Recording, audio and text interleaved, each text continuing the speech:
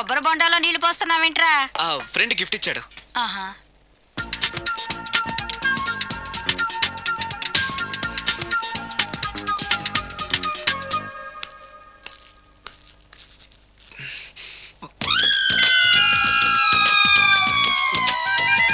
CM కొడుకు కూడా భోంచేసేటప్పుడు కొబ్బరి బొండాలు తాగడు, మంచినీళ్ళే తాగుతాడు. వాడు మంచినీళ్ళే తాగుతున్నాడండి, కాకపోతే కొబ్బరి బొండాలో పోసుకొని తాగుతున్నాడు. ఎవరో ఖాళీ బొండం గిఫ్ట్ గా ఇచ్చారంటండి. ఏంటి, ఖాళీ కొబ్బరి బొండం కూడా గిఫ్టేనా? గిఫ్ట్ తీసుకోవడం తప్ప, ఖాళీ బొండం తీసుకోవడం తప్ప? ముందు క్లారిటీగా చెప్పండి. నేను నిన్ను చేసుకోవడం తప్పు, నువ్వు వాణ్ణి కండం తప్పు. అలాంటి వాణ్ణి కన్నా నీకు నేను విడాకులు ఇవ్వకపోవడం అన్నిటికంటే పెద్ద తప్పు. హాయ్ వంశీ. ఏంటి మళ్ళీ వచ్చావు? నా అకౌంట్ బుక్ చిరిగిపోయింది, నీ బుక్ ఇస్తావా? ఆ అమ్మాయికి చదువు మీద ఎంత శ్రద్ధ చూసావా? అభినందన సభలే వద్దు.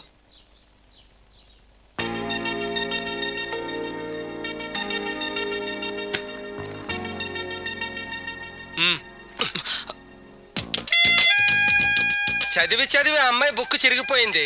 చదివి చావక నీ బుక్ ఎంత ఫ్రెష్ గా కొత్తగా తళతళలాడిపోతుందో చూడ. ఇలా ఎగ్జామ్స్ ముందు అందరినీ అడుక్కునే పరిస్థితి రాకూడదేనా నాన్న? నేను నీట్ గా దాచిపెట్టాను.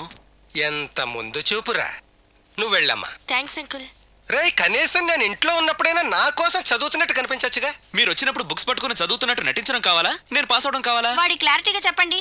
నాకు క్లారిటీగా చెప్పడం రాదే. వాడి జీవితం గురించి నేను ఎంత భయపడుతున్నానో చెప్పడం మాత్రం వచ్చు. ఈవేళ వీడి ఉద్యోగం కోసం నా ఉద్యోగానికి వాలంటరీ రిటైర్మెంట్ ఇచ్చి వచ్చానే.